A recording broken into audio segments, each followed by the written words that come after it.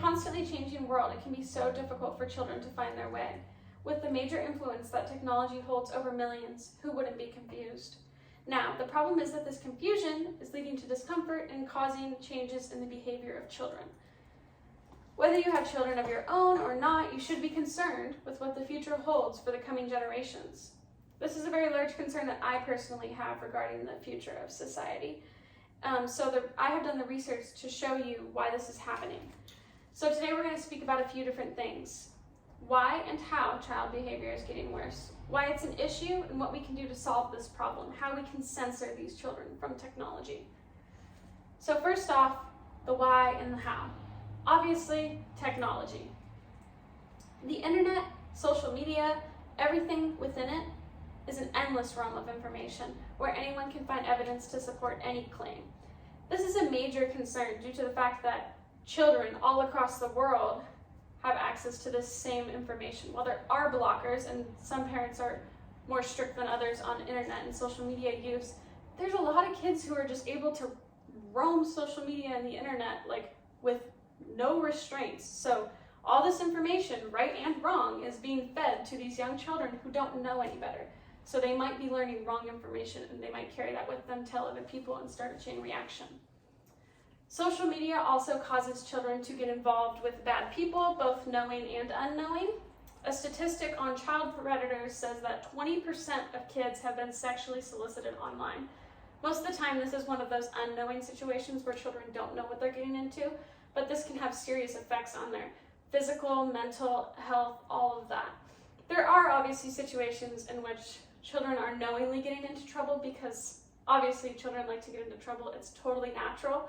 But social media definitely amplifies that and makes it a lot easier for them to do it. Social media also causes harm to developing brains and children's self-esteem. A quote from a father himself says that social media is bombarding us with information and ideas about who we should be and what we should want. This is really true because as a girl especially, this happens to both girls and boys, but statistics-wise, it's more common in girls.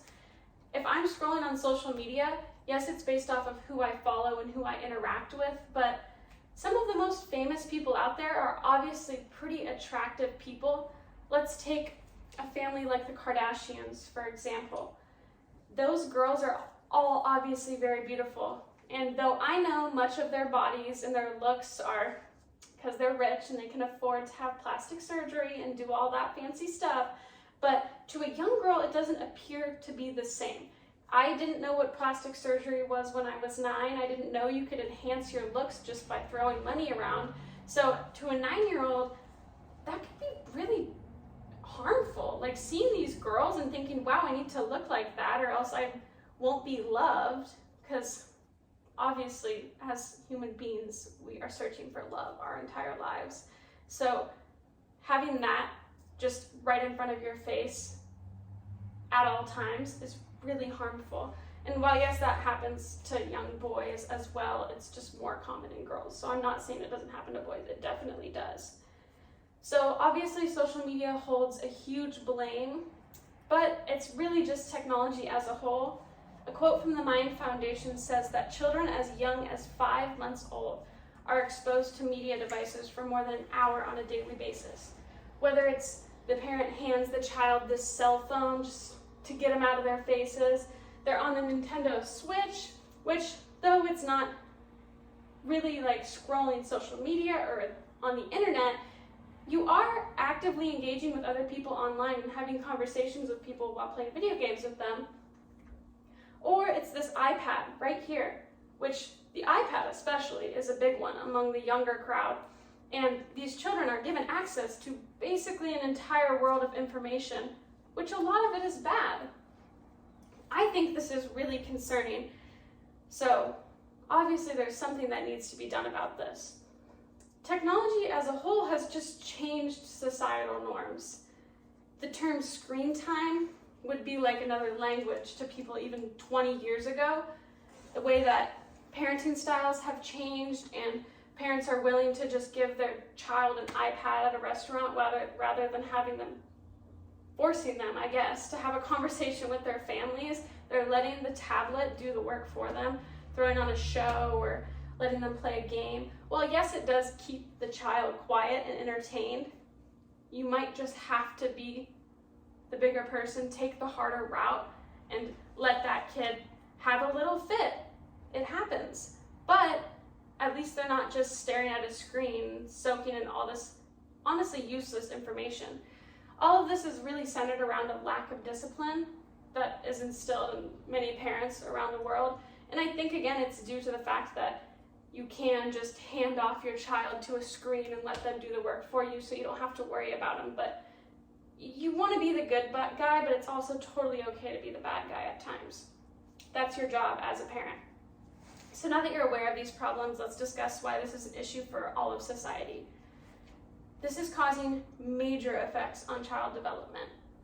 Kids are lacking more social interaction than ever, which is causing many children to suffer from anxiety and depression while they're having these interactions with people online, whether you're playing a video game, just Instagram DMing someone. It's not the same as being face-to-face. So this causes anxiety, this causes depression, and in a quote from PBR says that in 2020, 12% of the US's children from ages 3 to 17 were reported having experienced anxiety or depression. While this 12% might not seem like a huge number, there are millions of children in the US, and this is up 9% from 2016. While a lot of that has to do with the pandemic and being stuck in your houses with social media as really one of the very few outlets to connect with people, that's a lot. That's almost tripled over the span of, 7 years? That's pretty crazy.